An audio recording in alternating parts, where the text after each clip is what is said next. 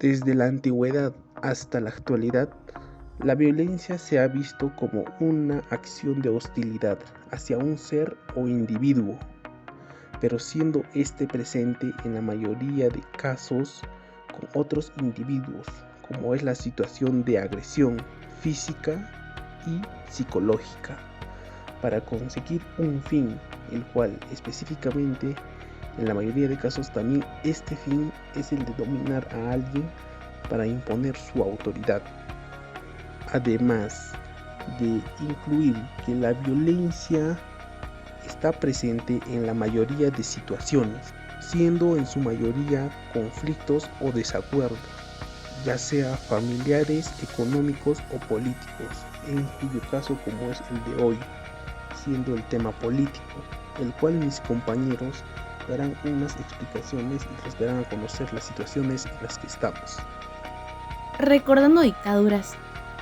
La dictadura militar de Juan Velasco Alvarado en 1968.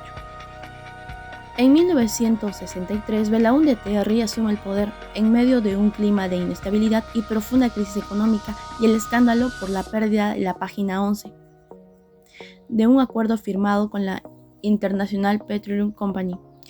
Aprovechando este escenario, el 3 de octubre de 1968 se produce el golpe de Estado que depone a Belaúnde bajo el liderazgo de Juan Velasco Alvarado. El golpe de Morales Bermúdez en 1975. El general Francisco Morales de Bermúdez realiza el 29 de agosto de 1975 un encruento golpe de Estado, luego del cual logró permanecer 5 años en el poder. Durante este tiempo se continuó con la confiscación de los medios y el encarcelamiento y deportación de críticos al gobierno. El autogolpe de Alberto Fujimori en 1992. En sus primeros meses en el poder surgieron escándalos por acusaciones de corrupción y su implicación en la matanza de Barrios Altos en 1991. En este contexto, el 5 de abril de 1992, Fujimori lanza un mensaje por televisión donde indica que disolverá el Congreso. La medida incluía además el cierre del Congreso, la intervención del Poder Judicial, los medios de comunicación y el secuestro de líderes políticos. El MRTA, Movimiento Revolucionario Tupac Amaru, fue una organización armada marxista-leninista peruana fundada en 1982 por Víctor Porley Campos. Inició su accionar en julio de 1984 y formó parte de la época del terrorismo en el Perú. Fue considerada como una organización terrorista por el gobierno peruano y por los Estados Unidos de América. El MRTA se sirvió de asesinatos selectivos, emboscadas y atentados con coches bombas para atacar a instituciones armadas del Estado como el ejército y la policía. Entre 1984 y 1996 realizó decenas de secuestros individuales y colectivos. Estos secuestros eran una práctica frecuente orientada a la obtención de beneficios políticos o económicos, por lo que sus objetivos eran usualmente empresarios grandes de negocios.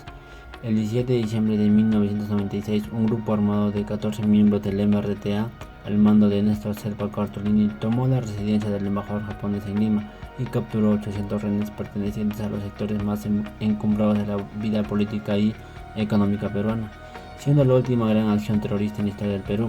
A partir de esta incursión y de su exigencia, empezaría la desarticulación total del MRTA. En su informe final, la Comisión de la Verdad y de la Reconciliación concluyó que la MRTA fue responsable del 1.5% de las víctimas mortales del conflicto armado interno de la época del terrorismo en el Perú. El Partido Comunista del Perú, conocido como Sendero Luminoso, es una organización maoísta fundada por el profesor de filosofía Abimael Guzmán. Desató una oleada de terrorismo en el Perú en la década de 1980. Es una organización subversiva y terrorista que desencadenó un conflicto armado contra el Estado y la sociedad peruana. Cometió graves delitos, los que constituyen delitos de lesa humanidad. El primer acto terrorista fue quemar ánforas y células de votación del pueblo ayacuchano de Chukchi. En el año 1982, Sendero asaltó la cárcel de Ayacucho y mataron efectivos policiales, liberando a 304 presos, siendo algunos de estos senderistas. Belaúnde luego de este hecho declaró estado de emergencia el departamento de Ayacucho. Sin embargo, este grupo subversivo continuó realizando actos violentos en los que podemos mencionar Lucanamarca. Guzmán es capturado y Sendero llega a la inactividad el 12 de septiembre de 1992. Abimael Guzmán fue capturado en su casa de Surquillo, Lima, junto a su esposa Elena Iparraguirre. El número de víctimas de la guerra antisubversiva fue aproximadamente de 69.280 muertos, de los que solo 22.507 están identificados.